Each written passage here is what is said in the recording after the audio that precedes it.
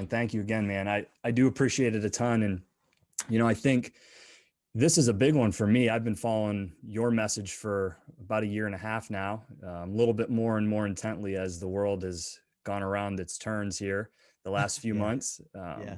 I think for anybody who doesn't know who you are, I think it'd probably be good for you to, give a little bit of background on your podcast, Order of Man. I know you're an author as well. You wrote a great book called Sovereignty, Yeah. Thank and you.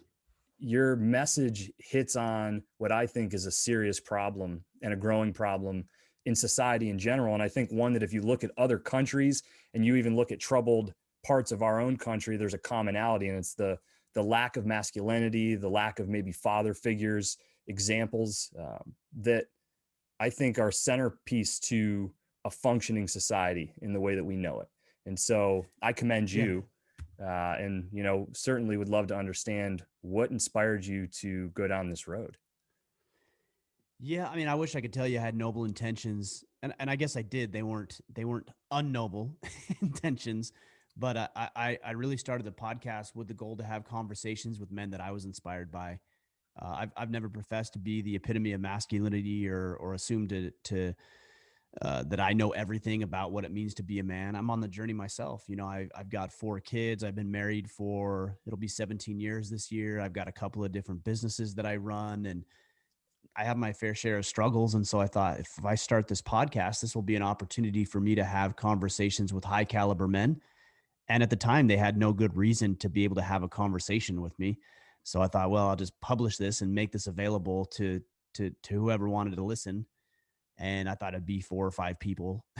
And from the minute that we hit publish on our first episode, man, it blew up. It just took off and showed me very quickly that the message of masculinity and reclaiming and restoring what it means to be a man and us striving to become more capable and more proficient was a message that millions and millions of men across the planet wanted to hear.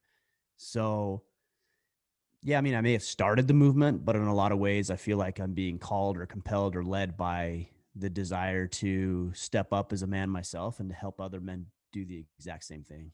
Yeah, no, I can relate to that. I mean, it's the reason why I'm doing this. Selfishly, I kind of told myself early on, if nobody ever listens to this, I've got an opportunity to connect with people in a day and age where I think it's missing. It's like we've got all these great tools, and the pandemic kind of pushed it this way a little bit more because of the inability to connect face to face, at least, over the last year. But for me, it was selfish. And it's been really interesting to see and hear on a much smaller scale than what you're, I'm sure, experiencing right now, the impact that other people's conversations have had. I was lucky enough to have Tim Kennedy on. I've had Eben Britton on a few times, and I myself, although it's not specific, to masculinity and really kind of what it takes to be a man topics, I explore all kinds of interesting shit. But it's been those that I feel like I get the loudest signal back. And it's interesting because if you listen to conventional media, there's no room in society for that. And it's just like, it doesn't make sense when you actually see how much people are craving it. Yeah, I agree. I think with the advent of social media and our short attention spans and how quickly we become distracted and we're chasing the next bright and shiny object, I think most of the platforms, when it comes to consumption of information, are all done in quick snippets and sound bites, and there's value to that. Except the problem is, at least this is for me, is that I at one point was consuming so much information that I wasn't applying any of it. I felt like just consuming information in and of itself was valuable, and it's not. It's just part of the equation. You actually have to apply it. And so my friend Andy Frisilla, he calls it, if I remember correctly, he calls it an information zombie or a knowledge zombie, something like that, where you just go out there and you're just craving knowledge and information and you're just gathering, and then you never apply any of it. So in a lot of ways, access to information, whether it's books or audiobooks or podcasts, social media, TikTok, Facebook, Instagram, Twitter, Parler, YouTube, Gab, all these other little places that we're supposed to go, are just competing for our attention, which actually detracts from what we actually should be doing, which is serving, leading, communicating face to face and one to one with people. That could be our kids or our wife or our husband or an employee or a neighbor. We just don't have the time because we're consuming ourselves with this type of information. And so it's a bit of an ironic thing to say that maybe people ought to shut some of this stuff off, even if it's this podcast, which is actually detracting Mhm. from you going and being a better human being, which is action, not just acquisition of information. That's really interesting. Do you think that it's the paralysis by analysis that just there's so much coming in and so much No, I don't distraction even, that no, I don't even think it's that. I mean, that could certainly be a factor. I think people are sedating themselves with information. Mhm. It's not that they're paralyzed, it's that they're using it as a convenient excuse not to act. Oh, I just read this book from, for whoever, James Clear or Jordan Peterson, or, pick a book. I just read a book, so I'm doing something. No, you just read a book. That's literally all that you did. Anybody can read a book. What did you actually learn? What did you apply? How did you make somebody's life better? But that requires effort. Like it's easy to sit down and read 10 pages. It's even easier to sit on your commute. Let's say you have a 2 hour commute on a daily basis or longer.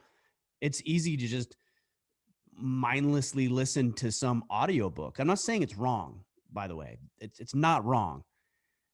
It's just easy. And so you'll hear people say, well, that's when you ask them to act, like go out and work out or learn how to make more money or ask for a promotion or ask somebody on a date or whatever, go to jujitsu, go lift weights, pick up a new hobby. And people say, well, that's easier said than done. No shit. Like talking is always easier or listening is always easier than going to work. And so I don't know if it's so much paralysis by analysis or, hey, let me just get drunk on information so I don't actually have to go out and do anything in my life, but I can tell people that I read 50 books this year. And then we score those virtue points as opposed to actually moving the needle in our finances or our fitness or our faith or relationships or whatever facet of life that we're engaged in or pretend to care about. well, and it's got a bigger impact too than just on the individual because those ideas, if put out into the public forum, they get debated, they get pressure tested. The ones that are good continue to move on. They permeate through other people's ability to then put that into action for their own lives. But by to your point, by not taking it and putting it to action, you're robbing yourself of the benefit, but you're also robbing society of. I mean, let's forget about society for a second. Just you're robbing your wife or your husband. You're robbing your 7-year-old kid. You're robbing the person that you just hired that could actually be inspired and motivated and benefited by what you're doing. It's like you're not robbing society. It's funny. My wife and I were talking about this because we were talking about stimulus bills being passed, and we've got this 1.9 trillion dollar stimulus package that's being passed. Uh, it's hard to fathom what 1.9 trillion dollars is. Like, how could anybody even fathom how much money that actually is? And it's the same thing when we say things, and I say it too. And I'm not pointing fingers at you, but we use Sure. these terms like, let's go save society. It's like, it's hard to fathom what that actually is. Why not just worry about being better connected with your children or serving, just going and mowing your neighbor's lawn because they're hung up or they're dealing with a medical illness or condition, Mm-hmm. or really pouring your heart and soul and energy into the person that you just hired. And if you do that enough and you encourage other people then to pay it forward, then yes, society at large is benefited. But let's focus on the individual. Like, let's stop focusing on the collective and start focusing on the human beings right in front of our noses that we could actually serve if we put the damn phone down for a minute Held the and door we for just someone. held the door, exactly, or smiled, or told your wife, hey, you look really nice, or those jeans look really great on you. you know like, we overlook those little things, but if we compound enough of those little actions, like holding the door or complimenting your wife or even a stranger, or reaching out and using this device for good and saying, hey, you know what, Justin, thanks again for having me on the show. Really great conversation. Thanks for the opportunity. I enjoyed it. I mean, how well, that would take me 10 seconds. And how far would that actually go when it comes to impacting you for the better? significantly more than me yapping about whatever I can on a podcast or reading an audiobook or any of these other things that we get attached to. And it's hard because I'm not saying they're wrong. It's not wrong.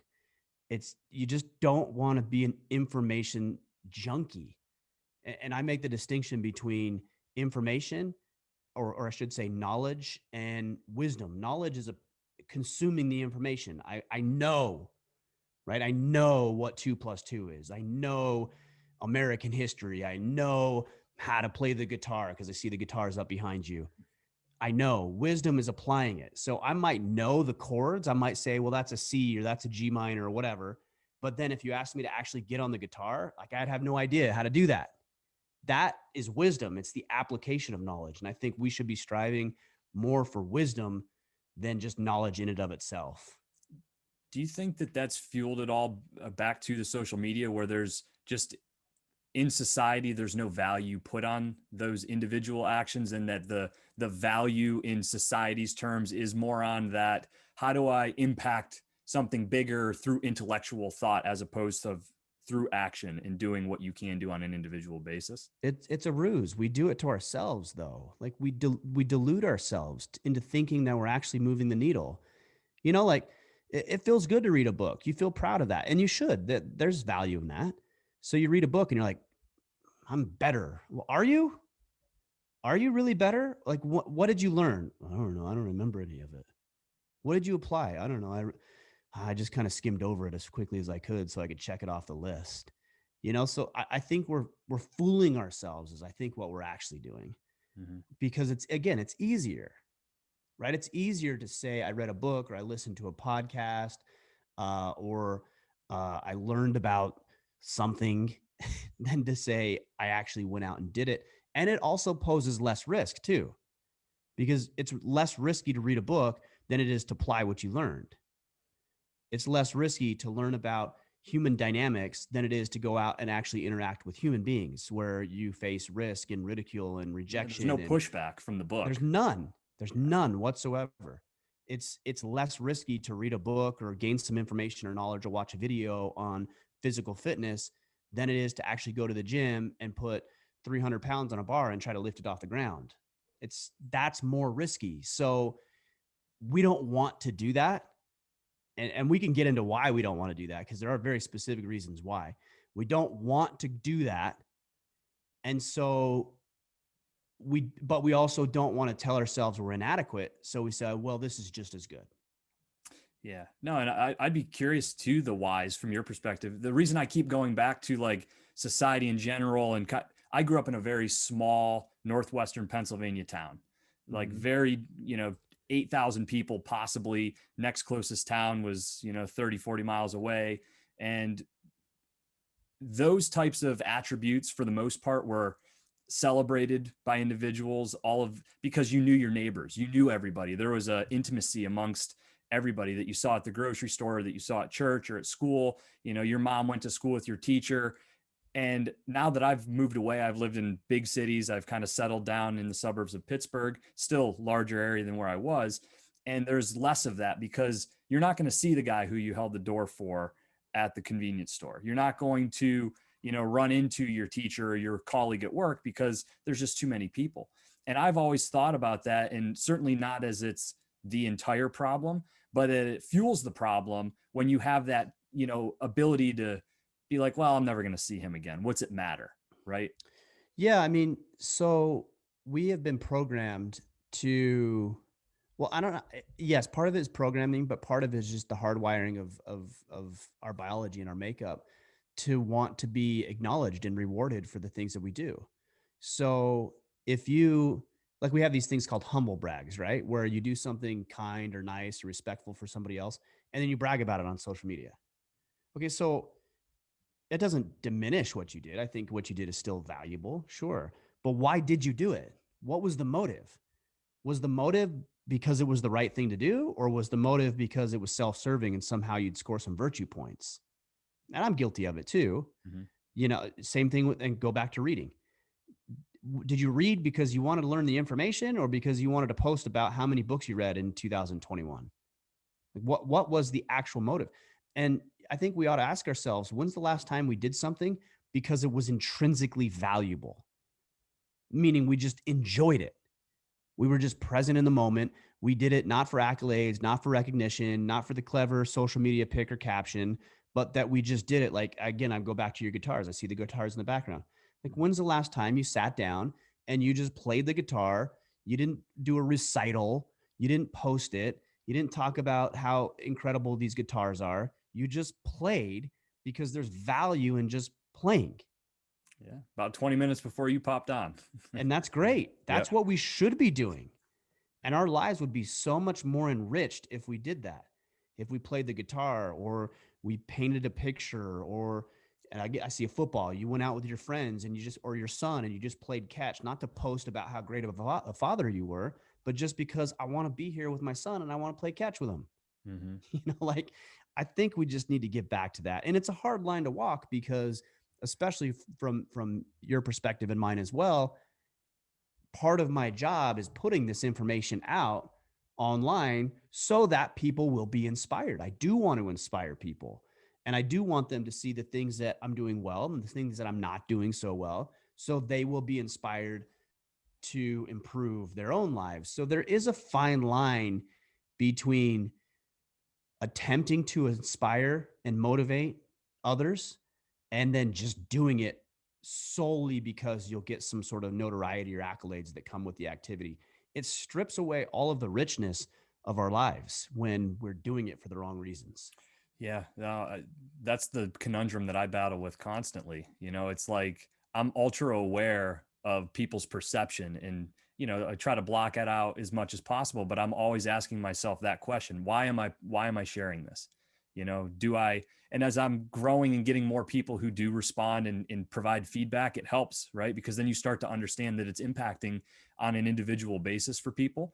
But the early starts of this, I had to basically just tell myself I'm doing it selfishly for myself to be able to talk to interesting people, ask questions that I'm intrigued by. To your point, how do I continue my own journey to become a better person? And a big part of it is children, right? So you're a father. For me, I didn't realize how selfish of a person that I was until I had kids. Yeah. And, I had my first son 18 months ago. My wife and I just found out Congrats. thank you. We're expecting our second Nice. child here in August. So it instantly made me realize, like, okay, what's super important in my life? And then it secondarily made me realize, like, why am I doing these things? And to your point, like, I know I've been so intrigued by the project of building this canoe with your Mm. son, and, the lessons, the actual tactical, and functional lessons that you're learning about how to build something are invaluable. But you mentioned the time that you get to spend with him and the conversations that you get to have that you otherwise wouldn't, because you're spending this quality time together. And I think that, to me, I kind of wanted to get into that because that was my selfish reason for wanting to talk with you, because being a father in today's world makes this whole conversation of masculinity that much more important. Yeah, I mean, even to just go back to the canoe, I've had a lot of people will say things like, "Oh, are you going to post a video about how you made it and you're going to document it and all this stuff?" And like, I get it. I take pictures and I talk about it here and there and I bring it up on the podcast because I want people to be motivated by it. Maybe they wanted to do something like that and they never did. And because they happen to see one of my posts, they feel like they didn't need it, but they feel like they have some sort of permission to do it for themselves. Like, it can be inspiring. But at the same time, no, I'm not going to post the how-to video and document the entire thing and create a bunch of content around it, because that diminishes the motive for doing it, which is to be available and present with my son. If I'm constantly saying, "Hey bud, like, set this video camera up and take a picture of me doing this," it's like it completely detracts from what we're trying to do. So it's a fine line. It is a fine line, and anybody who's wanted to be in the public space, and I don't think there's anything wrong with that. I don't think there's anything wrong with wanting to impact a bunch of people, as many people as possible, for the right reasons, in a positive way.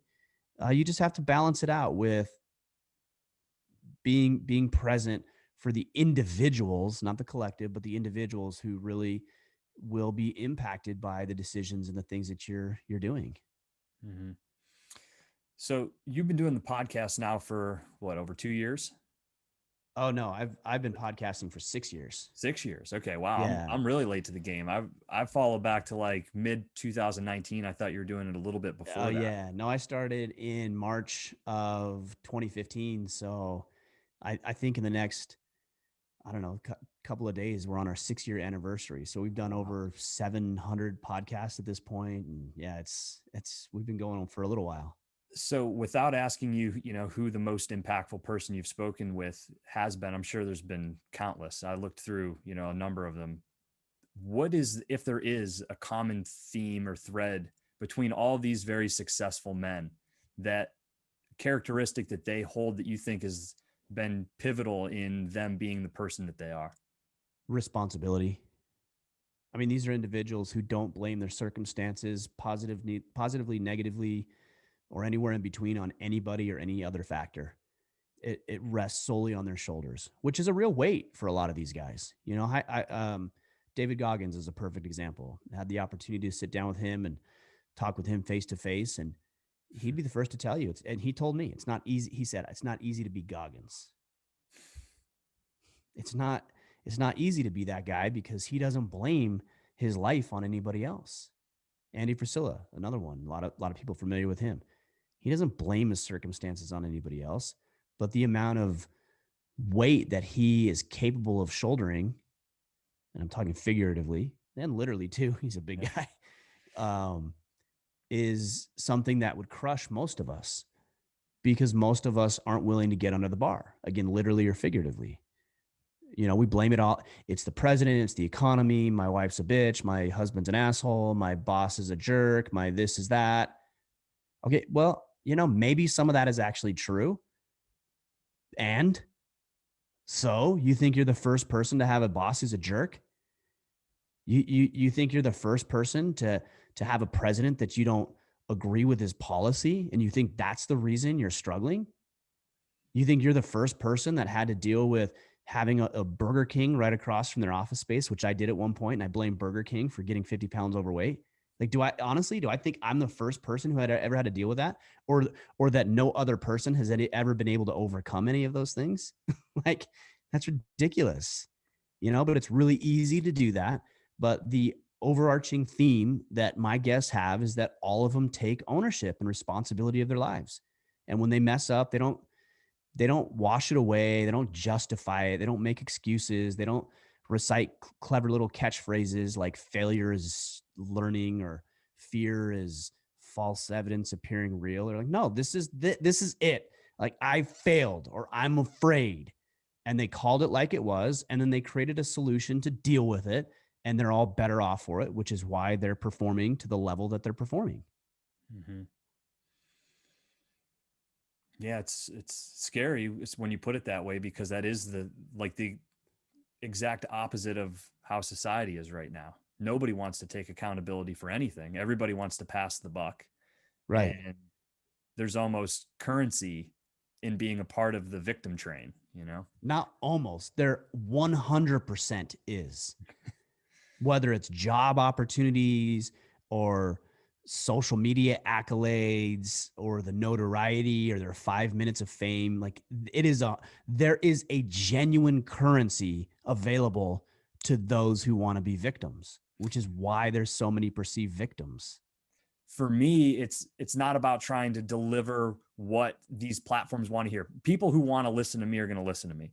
If they don't want to Right. listen to me, they don't have to listen to me. And if Instagram doesn't want others to hear me, well, then I guess I'm going to have to find a new pathway to have my message be told. But it was astonishing that how many people were petrified of being wrong, being targeted, and that their whole worth was really tied to these platforms and what the collective, 500 other people in the room thought about them.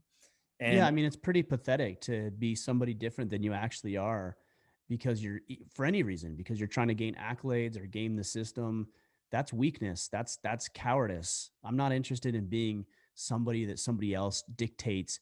I had a guy who said something on Instagram the other day that he was disappointed that I was posting something. I can't even remember what it was. And I wrote back and I'm like, look, dude, my job isn't to pander to you. Like, I could not care less about you as an individual, whether you approve of what I'm saying or not. And that's actually a lot of the reason people follow along, Hmm. because they appreciate the fact that I say what I mean. I mean what I say. I'm not going to waffle. I'm not going to pander. I'm not going to say things I don't believe in or agree with. I don't do that. And everybody needs to do that, because if more people did that than just pandered and rolled over, and the world would be a better place. It would be harder because you would have to face a lot of uncomfortable conversations that way. And that's part of the problem, is that nobody is equipped. Shouldn't say nobody. Fewer and fewer people are equipped to deal with awkward and uncomfortable and difficult situations, even even conflicting ideas. People feel a need to be offended about everything. It's like, you don't need to be offended. The latest one I heard was something about, I don't know, Dove soap had the word normal skin on one of their soap bars, and people were putting up a stink because they felt slighted because they didn't have quote unquote normal skin. I'm like, how weak and pathetic do you need to be? And here's an interesting question. How easy does your life have to be if that's what you consider offensive or some sort of persecution? You weak, cowardly people. Like, Well, it, grow some skin, grow some balls, toughen up. it defies all logic too, because the whole premise behind being progressive in that sense is that you're always looking to move the bar further. But it's like, if the tail is going to consume the head, I mean, what's the point? I mean, there has to be a line that's drawn in the sand where, like, I really don't care what anybody does. I put up something the other day. It was like, do whatever the fuck you want, just don't hurt anybody. Right. That's your choice. Don't hurt other people. I wish everybody took action and tried to, do their part, but don't hurt other people. Other than that, I mean, why am I going to care what Ryan's doing, or why am I going to care what anybody is doing, as long as they're not hurting me? It's Well, I don't know if I fully agree with that, because you'd have to define what hurt is, but you can take sure. transgender rights, for example, and say, well, that's not hurting anybody, but you'd be lying if you said it wasn't impacting people. Like, I don't want my children normalizing that. Sure. I don't think that's a normal circumstance, a normal situation. And I don't want that information to become mainstream. And I don't want the school system to be teaching that and going against biological truths. Are they hurting me? No, I wouldn't say they're hurting me or my children, but yeah, it certainly impacts and makes a difference. So yeah, I think we should actually be having these conversations, regardless of if you felt hurt or not. But just because you're offended or you feel slighted or you don't agree with something doesn't mean that you have the right to shut somebody down, or dox them, or attack their income streams or try to get them canceled. That's ridiculous. It's Sure. cowardly. It's weak, and it's actually very destructive in society. No, it's a really good. I appreciate that you use that example, because I didn't think about it in that term, because I'm very much the same way. I think there's, even in the last 10 years, we've seen a big push towards social acceptance of things, and I think it's created a very slippery slope. Well, there's a difference between tolerance and acceptance, and everybody lumps those two phrases together. Like, we need to be tolerant and accepting. Well, I can tolerate a lot of things that I don't have to accept as normal, that I don't have to accept or embrace or even acknowledge or reward, or like, I'm not obligated to I can tolerate it, sure, but I'm not going to accept a lot of what society has deemed appropriate, normal, or something we should be talking about, or the way we should be doing things. I'm not obligated to do that. No, you literally took what was coming out of my mouth next, was kind of the difference between the two of those. And was that something that you and Tim talked about when you had him? Tim Kennedy. Yeah, Maybe, I don't remember if we thought did. it was. It may have had something to do with that, because Tim's in the process of establishing his own school. Hmm.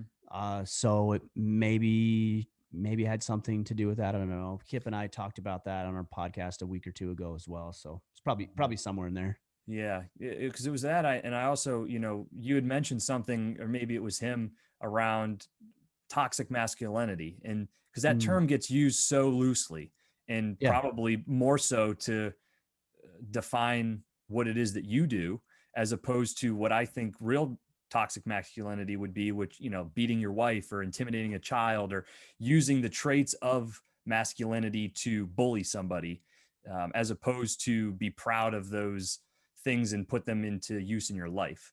But Yeah, I don't. I mean, when I talked with Tim, he said he believes in toxic masculinity, and I actually appreciated his perspective, and I understand what he's saying, and I understand what you're saying too.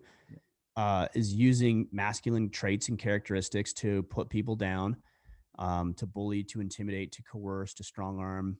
That stuff shouldn't happen. But okay, so if there's toxic masculinity, why don't we hear about toxic femininity? I know women who are just as who can be just as evil, if not more so, as men, and conniving and undercutting and backstabbing and vicious as men can. And the way they go about doing it may be incorrect or maybe different, but it's still the same outcome. But you don't hear about toxic femininity. Why not? So I don't use the term toxic masculinity because I think a lot of people are conflating masculinity with inherently being toxic. And a lot of people say, no, no, no, nobody thinks that. No, no, nobody thinks that. Really? Go look at, I think it was either 2018 or 2019, the American Psychological Association in their study on men who deemed the masculine characteristics of aggression, dominance, and stoicism, and I believe it was competitiveness as well, as being inherently destructive and dangerous to young men. So you just got done telling, not you, but people get done telling you nobody thinks all masculinity is toxic, and yet the body, the organization that has the largest voice when it comes to how human beings are treated psychologically in this country and across the planet are now saying and suggesting that masculinity is toxic in and of itself. It's ridiculous. It's ludicrous. So I don't use that term because words are powerful and everybody likes to conflate these terms. You talked about it being spoken very loosely. But here's what I would say when it comes to the framework of men and masculinity. So at its foundational level, what it means to be a man is that you're biologically male. Even that, people are listening to this, I'm sure that they're going to be upset by that. But you can't be a man unless you're a man is a bio at its most fundamental level, a biological male homo sapien. That's what a man is. mm-hmm. Then we have masculinity, which is the traits and characteristics that are driven biologically, hormonally specifically, that we associate it with men. So yes, dominance, aggression, competitiveness, stoicism. Those are generally masculine traits. That's not to say that women can't exhibit those traits. They certainly can, but they're considered masculine traits. Then we have manliness. And being manly or manliness is the ability to take those masculine characteristics and hone them, shape them, utilize them towards productive and effective outcomes for yourself and for the people that you have a responsibility for. This is your family. This could even be strangers or people that are incapable of protecting and providing for themselves. That's what it means to be manly. So again, foundational level of a man, biological, male homo sapien, masculinity, the set of characteristics driven hormonally that we define men by, and manliness is the ability to hone and use those characteristics for productive outcomes for ourselves and others. Mm-hmm. So it's interesting. So I've been trying to limp into this and figure out a way, and you've given me a great answer every time. So it's made it difficult, which is enlightening for me because I think it's actually giving me the answer that I'm looking for. But I've met a lot of people who think that they're manly or masculine, and I would say underneath the covers of that, they're everything but they show an outward facade of what they consider to be masculine and they consider to be manly. And I'd be curious, I mean, do you run into that a lot because you're in this world, right? You've got the other side where it's like the complete stiff arm, I'm not going to embrace any of these things, but then you have people who I would say want to identify as masculine and manly, and they feel like they are because of that outwards appearance. But Well, let me give you an example. So there are masculine activities, yeah, competitive sports, for example. That's a masculine activity because we're competitive, we're dominant, we're physical in nature, that's generally a masculine activity. And you know what? Women who excel in competitive sports tend to be more masculine than their other female counterparts. Mhm. Why would that be? Because that biologically, that's how it works. They're more masculine. And you know what? I know men who are more feminine. But by the way, neither make them less or more manly, because I just told you Yep. manliness is about harnessing and honing those characteristics into productive outcomes. So a man who's, running around beating his chest, grunting and fighting and driving a big truck and shooting guns, but isn't producing and can't, maybe he cheats on his wife and he's broke and he's fat as shit. That's not manly, because he's not honing masculine characteristics for productive outcomes. It's unmanly, if anything. So, yes, there are men who are more manly than others. And people say, no, no, no. All it takes is to just to be a man and have the hardware. No, that makes you a male, sure. I Mhm. just told that makes you a biological man, yes. But that doesn't make you manly.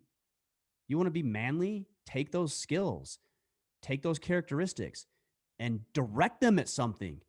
Produce something, protect somebody, add value to somebody's life. And if you're doing that, that's manly. But if you're just doing it to beat your chest and it comes at the expense of other people, I know guys who are hyper masculine who leave a wake of collateral damage in their path. Okay, so check. They're men, they're masculine, but they're not manly because they're not using it for productive outcomes for people. I appreciate you drawing that delineation because I do think that it gets muddled a lot of times, you know. Sure, yeah. And I think that's why we talk it. And look, even those frameworks that I share with you, they're not perfect. It doesn't encapsulate every circumstance in every situation. We know that because people will say, well, what about this scenario? It's like, yes, there are outliers, there are exceptions to what I'm saying, sure. But generally, I think if we can look for frameworks like this, and part of the reason we look for frameworks is so that we can make sense of the world that we live in. And I had somebody say to me on Instagram as I spelled out this framework that I just talked about. Uh, he said, "Well, no, nobody, any man that strives to be more manly isn't really being manly. You either have it or you don't." No, that's not correct. That's inaccurate. Because if that were the case, no boy would ever become a man. No male, adult male who strived to improve himself would ever become more manly, would ever make more of himself. Hmm. I'm going to go back to your guitars just because that's the visual representation we have right there. Like, no, let's say you wanted to play in a band and you wanted to make it big and you wanted to write an album, perform and do concerts across the country and internationally. Nobody would ever call you a poser or say you're an idiot or make fun of you for practicing. Like, so you're going to sit down, you're going to practice for an hour or two a day. Nobody would ever say, oh, you're wearing a mask or you're being a poser because you're practicing. If you were to take a football player and you have this young man who's got aspirational goals to play in the NFL, nobody would call him a poser or say you're wearing a mask because you're going to practice to try to improve. Nobody would ever say that. But then when it comes to masculinity, you hear that all the time. Oh, Ryan, you're just trying to be more manly. Like, that's a mask. Bullshit. Yes, I am trying to be more manly so I can be more valuable for myself, for my family, for the people who are banded with us, who could be served by what I say. Why does striving to be more manly, why is it considered fake? Why is it phony? Why do people think and use these terms like the mask of masculinity? No, I'm actually trying to get better and I'm using what I've been given. I believe in God, so I believe in creation, the skill set, the tools, and the hormones that I've been given by God. Why wouldn't I utilize those things? And by the way, if you don't believe in God and you're more of a evolutionist, then okay, well, you evolve those skill sets and those traits. Like, shame on you for not using. Why wouldn't you use them to their fullest potential? But it doesn't make you a poser. It doesn't make you disingenuous to strive to become more of a man, and alternatively to strive to become more of a woman.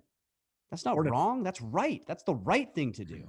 or to fail along the way, Yeah, true. Yeah. trying, right? And I think People that's a have some lot of weird conceptions about failure and why it's all frowned upon and why they try to avoid it. But yeah, I mean, failure is okay. It's part of the deal. Yeah. And I think it can be slippery, because it's like I always say, I learn everything that I've ever achieved has come from a collection of the things that I've failed at trying. But that again, you can use that phrase in a way to give yourself an excuse to not be successful at doing the things True. that you want to do. And so that's always something I try to keep in mind. But to be respectful of time, I know we're coming up on top of the hour. So much has changed in the last year and a half with the pandemic, with political, adjustments and everything that's kind of come along with that. Where do you see us 5 years from now?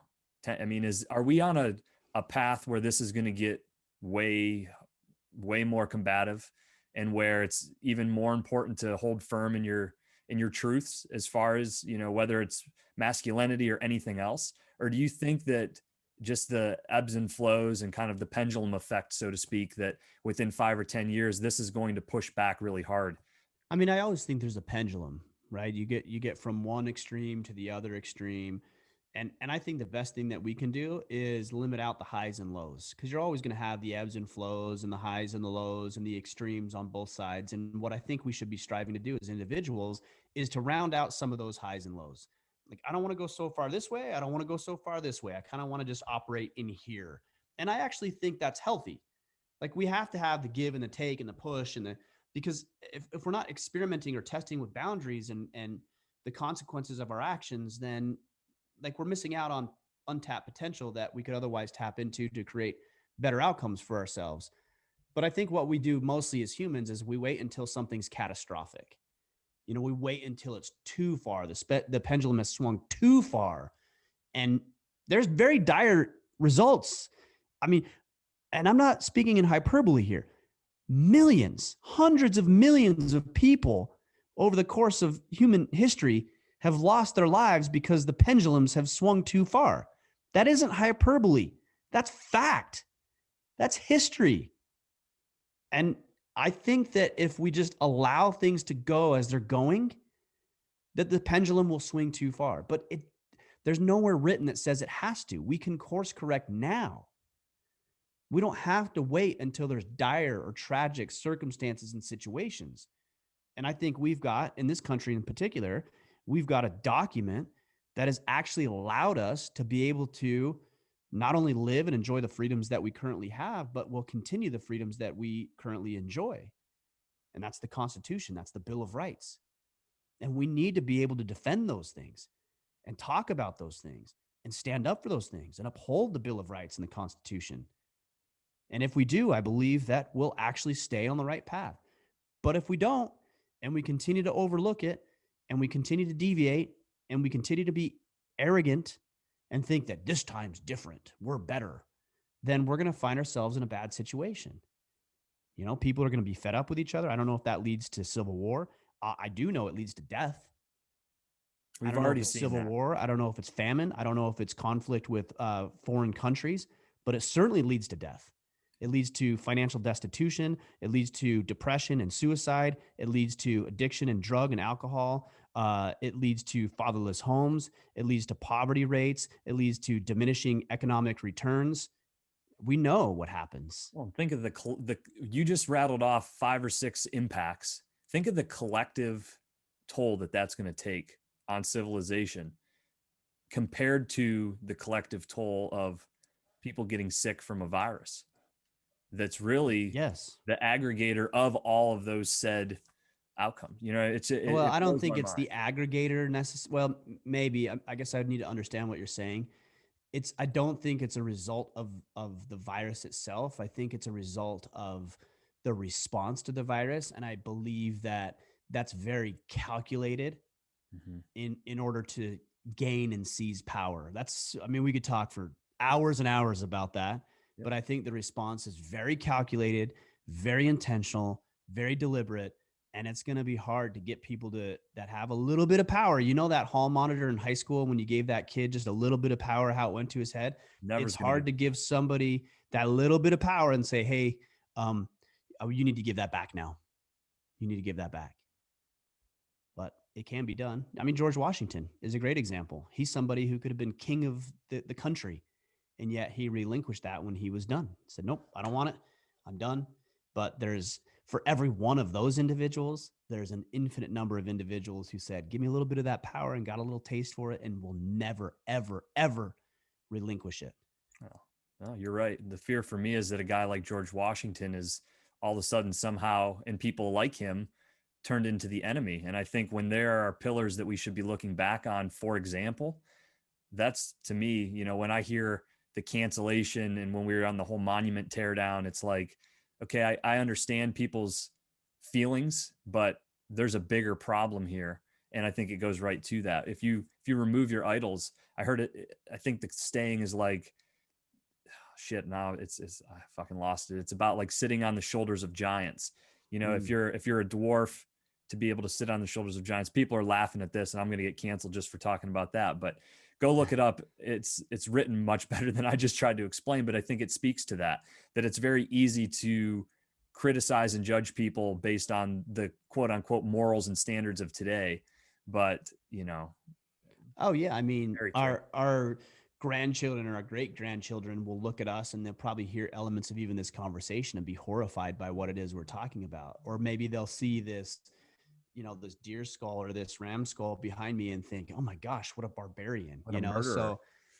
So yeah, of course, but you have to take it in context. And what I would say to the thing that you said earlier about somebody who might be good turning out not to be good or virtuous or moral, I think you ought to be more afraid of the wolf in sheep's clothing than the wolf who is clearly visible. That's the enemy. It's very clear that's the enemy. And so you protect yourself and you put systems and strategies in place to ensure that you're safe. That's not the issue. The issue is the wolf in sheep's clothing that you don't recognize. So we all need to maintain vigilance. And that's part of what I wrote in my book, which you alluded to earlier, is ensuring that we maintain our sovereignty, over our health, our finances, our way of life, our career aspirations, our thoughts. It's critical and crucial that we maintain our sovereignty, because if we do, then we can more easily recognize these threats in the wolf in sheep's clothing that inevitably pop up from time to time, and then deal with it. That's great points, man.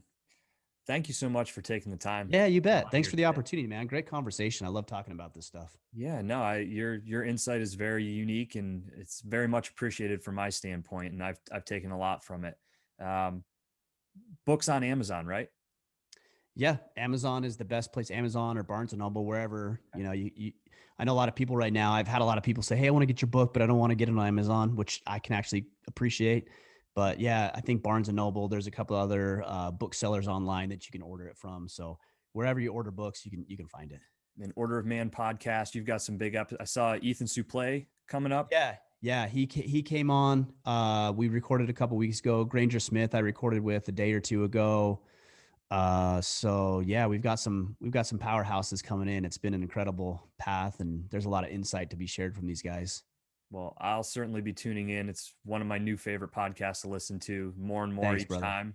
And looking forward to everything that you're going to pump out in the future, Ryan. Thank you again. Appreciate it a ton, and good luck with 2021, man. Thanks, brother. Appreciate the opportunity. Certainly.